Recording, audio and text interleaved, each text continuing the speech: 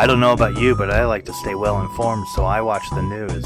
I try to make sure that I know everything that's going on in the world, and they are telling me the truth. It makes me feel safe and very comfy cozy. My name is Bobby Puppet, and I approve this message.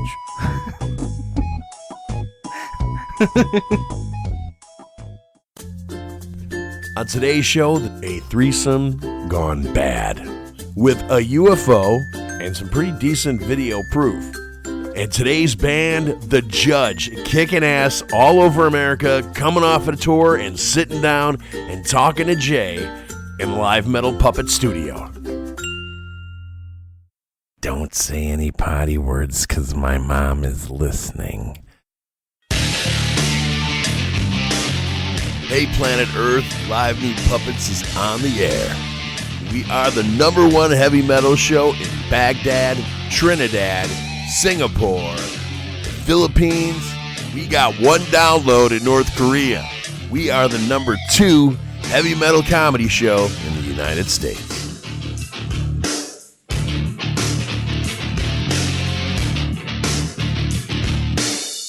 Have you ever had a blowjob with Altoids? No, I never even crossed my mind. Put it on your bucket list. Okay. Altoids. It's different, man. What will that do? Altoids. Altoids are different. What are Altoids? Oh, that's the curiously The little breath mint thing. The curiously strong mint that the Brits brought us. Yep. That's cool. Yeah. That's something you should try. Okay, but I don't give blowjobs. This is for getting one, right? Oh, this is so confusing. Yes. Okay, the ladies. When you're the next time you receive one, maybe you have it. Yeah, we got to be more Here, clear. your breath stinks. Okay. Give me a blowjob. Not the next time I'm sucking on one. The next time someone's sucking on mine. No. Yeah. What about going down on a girl with Altoids? Hey, can you do that? The next time you suck your dick, maybe you put an Altoid in your mouth first, and then you go down. I wish on I yourself, could. And then, hey, you know, if I could suck my dick, it would be 4 feet long. It would have to be, dude.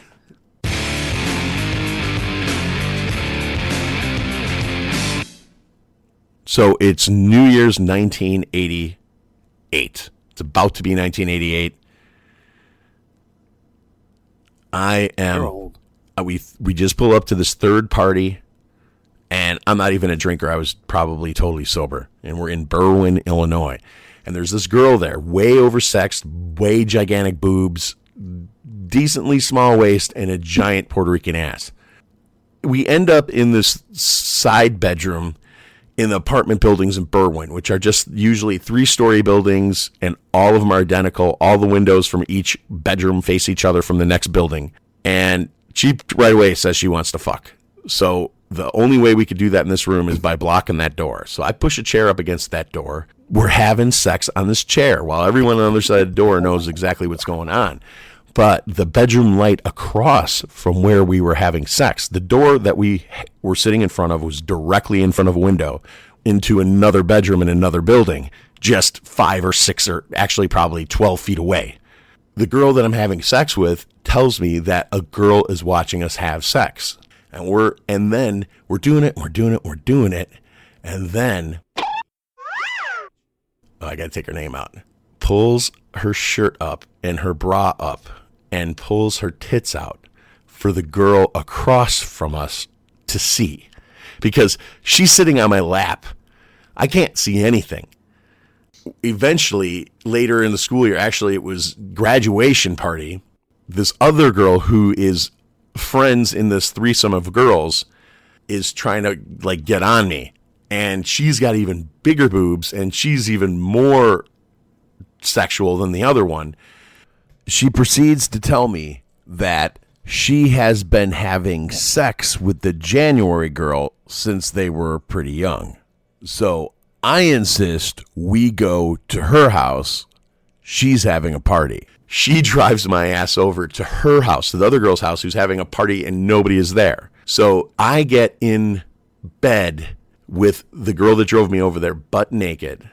And then the other girl comes in and I'm making out with the other girl, the girl that drove me over there. And then the girl that I had sex with back in January comes in naked. She gets on top of her bedpost. She has sex with her bedpost while I am... That's a fucking touchdown right there, man. But I'm still having sex with this other girl. She's just warming up.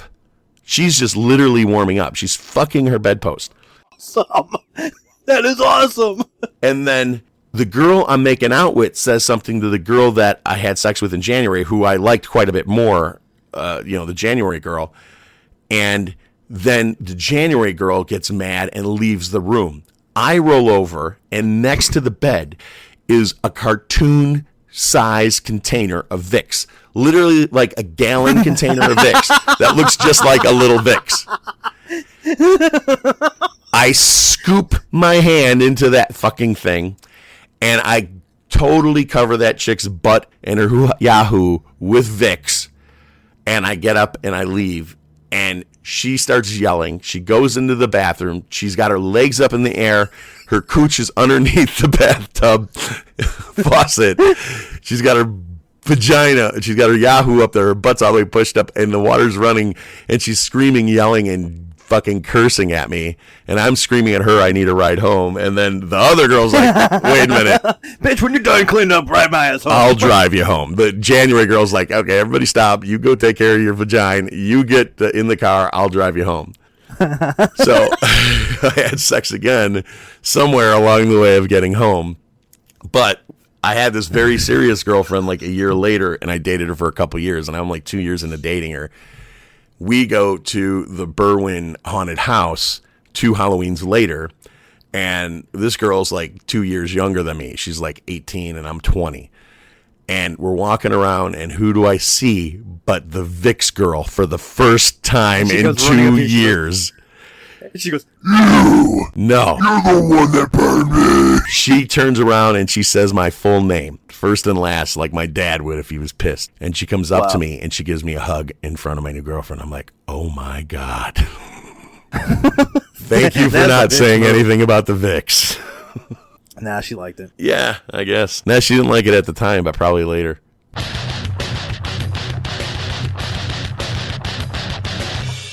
You're not going to believe this.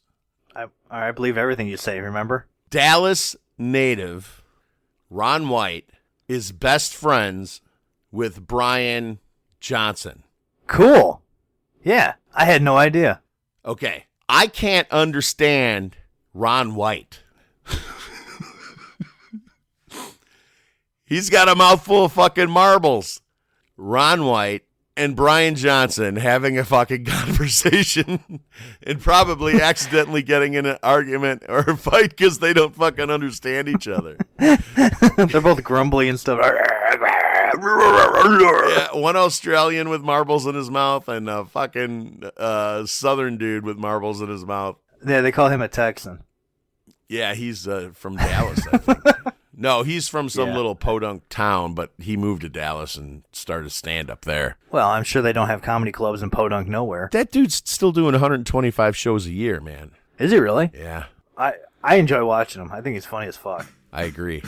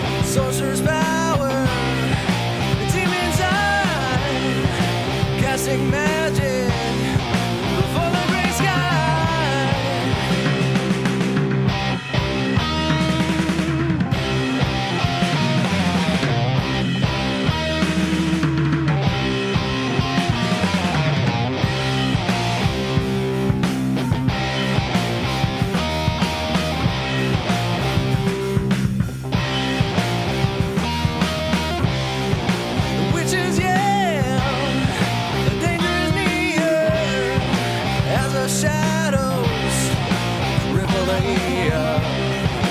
Time has spoken, we're turning back as a witcher bestows the attack.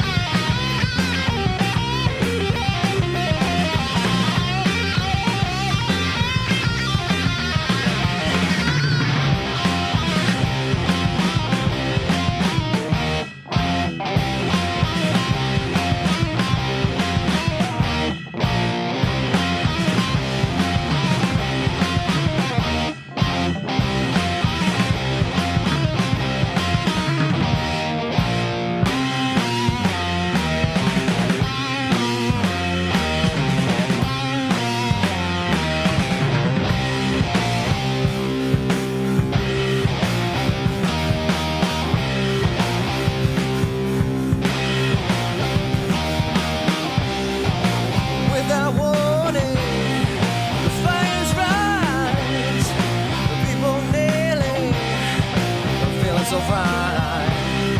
The sorcerer's power, the demons die. As a witcher, it takes to the sky.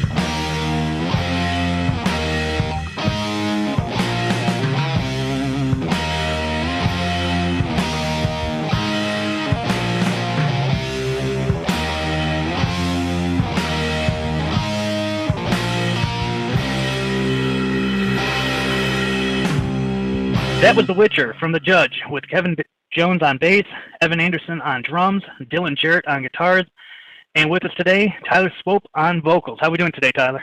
Hey man, not bad. How you guys doing? We're fantastic. We're really happy to have you on the show, and we really like what you guys are doing. When you and I talked last week, you had mentioned that you were just coming off a tour. How did that go? It went really well. I'd say it was pretty much exemplary for a first tour. I think it was pretty much without a hitch, and that was really surprising to us. But we couldn't be more happy about it. It was a blast. Yep, that's cool. Couldn't have planned it better. Nice. Well, let's talk about the background of the band. Dylan and Evan, they were just together, kind of jamming, writing some songs. I believe a couple songs off of the first album were written during that period. And then Kevin joined. It really got to writing, and it pretty much had most of the first album written before I even joined the band. They had been together for like 5 years, and then I joined the band about 2 years ago, and we already have a second album written. We're getting that recorded, but yeah, so they really pretty much had their sound all set up before I even joined, so that was really cool. Yeah, it must be nice to hit the ground running like that. You don't have to sit in the garage and so just all right out there for yeah. Now, did you have any influence on the songs on the second album? Yeah, we wrote most of the second album together. I wrote some lyrics, but Evan Anderson is actually kind of like our Neil Peart he writes a lot of the lyrics, and he really enjoys kind of getting really cerebral and writing it. So I'm going to kind of pop the bubble here and already steal your answer. It's like if Black Sabbath and Led Zeppelin had a baby, the Judge would have popped out. yeah, man. You know, I mean, Yeah. but obvious influences. What else is there? Uriah Heep was a big one, and then I'd say like new stuff kind of in the same vein of our label and what we're doing right now, like Graveyard and Cadaver, and people like Mothership and Sweat Lodge are huge influences on us. Like we were huge fans of our label before we joined the label. They're doing really cool stuff. It's called Ripple Music. They're out of San Ramos, California, I believe. It's like one of those things where we have a really good connection, and he happens to have a label that we're signed to. He's awesome. Yeah. Yeah, for sure. That's cool that you guys are supporting each other that way. Yeah. Well, in growing up, you had to have some. What ignited this? I mean. Oh man, so Evan and Dylan, when they were together, jamming, like in the infancy of the band, Dylan just I don't know where he gets his talent.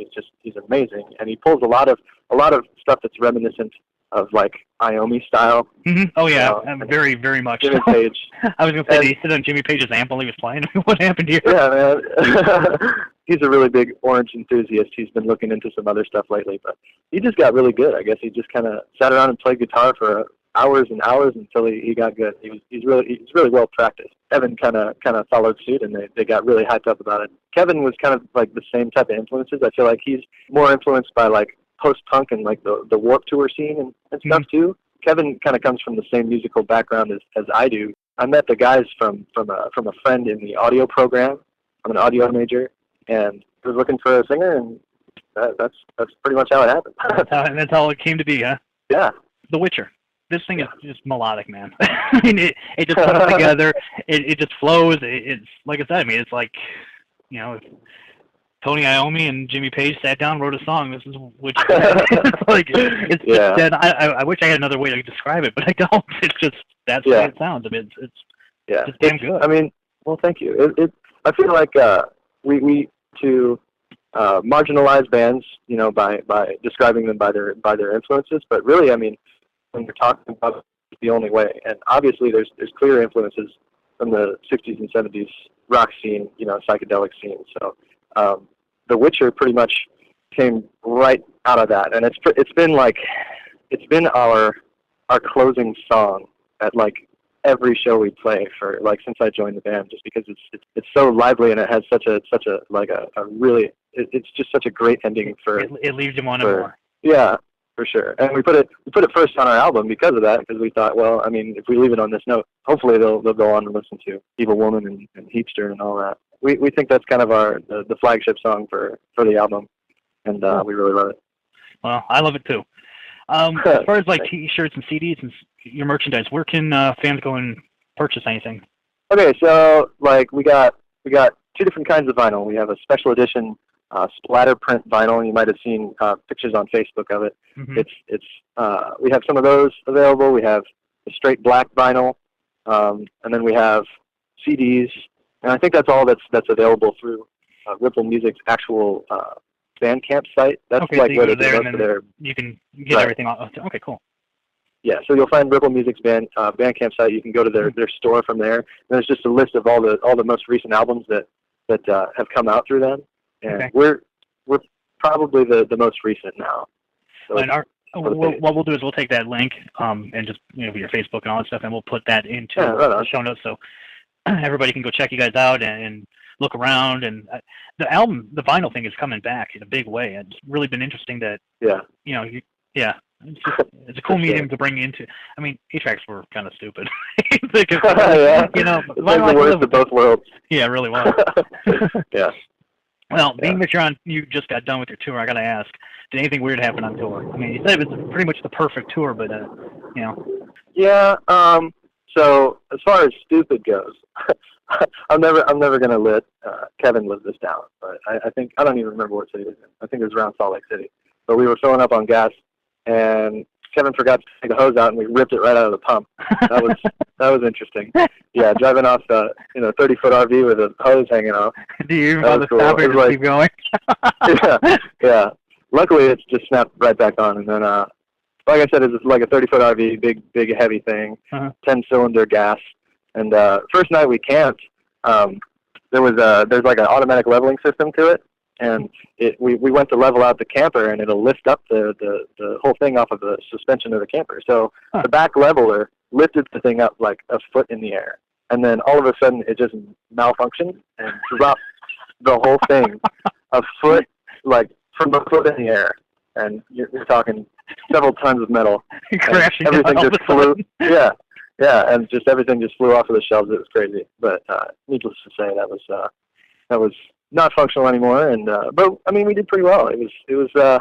I mean, like I said, it was basically without a hitch. I would say that, like, from all the crazy stories I hear about other bands touring, we were blessed. We had a really fortunate. It was cool, and we were lucky to have my dad, who had like just purchased this RV. He was available, and he went with us, and he drove for part of the time, and it was just really came together. Like, odds were in our favor. So Oh, that's cool. nice.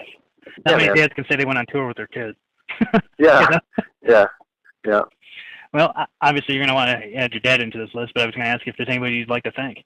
Yeah. My dad, my wife, my kids, my band. Everybody's. It's just been so awesome meeting all these guys. I mean, like I said, I'm the new kid on the block, so it's incredible. And our fans are really cool. They're really devoted. I mean, we haven't hardly heard any negative press at all. Everybody's just like super into our stuff, and we're just so stoked about that. So It's easy to like. everybody. Yeah, well, thank you. I really want to thank you for taking the time out of your busy schedule to hang with me, Tyler. And we look forward to hearing that second release. Once that comes out, let me know. And Oh yeah, we're trying to tour a couple times before then. We're thinking about in 6 months, hopefully without the RV, touring like the Texas, Arizona, New Mexico area. yeah, let me know when you get down here. I'd be totally happy to come see. Yeah, man, that would be sweet. Texas really treated us well. Well, thanks again for everything and sitting down with me. Yeah, right on. You take care of yourself, and thanks again. Okay, you too, man. Thanks a million. Yay! This is something special. This is fucking truly This is really good. Evidently, there was a missile fired, and there were some news clips in related YouTube scenes. But the YouTube scene I'm showing you is just the 50-second video of two UFOs. And when I shouldn't say identified, they're flying saucers. They're not UFOs. They're clearly flying saucers. They look like Zildjian symbols. They're on the back of semi-tractor trailers, but I think they're the top and bottom of a water tower. Then explain the 600 police that are escorting it, along with military vehicles and semi-tractor trailers with container units that you've never... It's fucking huge. What do you think? I know, it's huge. And they said, and there was an on. interview, if you keep digging, everybody saw it. There's no question about what came through, but who they were with. Now, there's two recordings. There's recordings by different people. A long recording is by some kids that are native of Nevada. The other one is of someone standing on a highway as the convoy goes by in a different direction, and you get very, very clear views of the UFOs. Jay, what do you think? Well, with regards to both videos, the second video is actually shorter. It's only about 58 seconds, but you get a better view. Yeah. The kids from the first one, It's Phoenix. it's like storm chasers on meth. They're not very good at what they do. They really don't know what they're doing. I mean, if you're chasing somebody, yeah, I imagine your adrenaline's pretty high. You're trying to do your best, but it wasn't organized. It wasn't thought out. I mean, for people that recognized what they think they recognized, you'd think they would handle it just a little bit differently. These guys were standing on an overpass, and they caught the whole thing, which was cool. With all those military, with all those weird tractor trailers with containers you've never seen before in your life. Well, yeah, now we're talking about two different films because the containers don't appear in the second one, or in the 58-second version. The second video, I believe, is the long version of it. But there is no question that the first 4 or 5 videos are all related to that. And that includes news stories. I mean, whatever it is, it definitely looks like a flying. This is what there are 2 or 3 different people who have posts on this, and everyone is saying the same thing, except for this guy's a little nuttier. This is the scary part, Jay. You said that you believe what you hear on the news, but you don't believe what you don't hear. If you don't hear about a UFO, you won't believe in UFOs. Now, you've seen all the animals. You've seen all the other life forms. You're that ignorant to believe that's it. That's silly at this part in life for you not to believe that other things happen and exist without you seeing them. And some of those things would scare the fucking shit out of you, like this. This is real. It's not a big deal. So far, we're still alive. And they've known about these aliens evidently for at least 80 years, back to the 50s. So, big deal. The 50s. A quieter, gentler place where all we had to worry about was climbing under the desk and protecting ourselves from nuclear blast. See, if we had a true black president and there were aliens, everyone would know. Because a black president isn't going to hide that from you. He's going to get elected. That's why Obama's not black. Okay, really, he was born in Africa. We know that. But he's not a black man, because a true black man would come out of the meeting with the White House and being debriefed by his 4 generals. He would come out of that meeting screaming, "There's aliens! Run for your life! There's aliens! Women's and children first! Run!" We're posting that video, this video. We're going to post both of them. I'll post the long one and the short one. I'm going to post the short one first, and you could hear all the sound, all the chaos in the streets, everything going on when this other semi passes by. So go to livenudepuppets.com, click on play along, and you could watch these videos. I strongly believe are... I can tell you with utmost certainty that neither one of these videos contain a potato. The videos that come up after that are pretty damn interesting too. So dig deep and question everything. And Greg Brady was not responsible for the production of either video. And most importantly, question things you don't hear about, but when you hear someone, when you can hear their heartbeat in the video and they're doing something and taping something that you can't make out or see, trust that they could see it very clearly. You've been in those situations where you're making a video, you're standing 30 feet away from your grandmother taking a video, you watch the video later, and she looks like she's 500 feet away, and you can't make her out. Peace and love worldwide. Live your life before your life lives you. In the spirit of Dave Mustaine, you've been great. We've been Live Nude Puppets.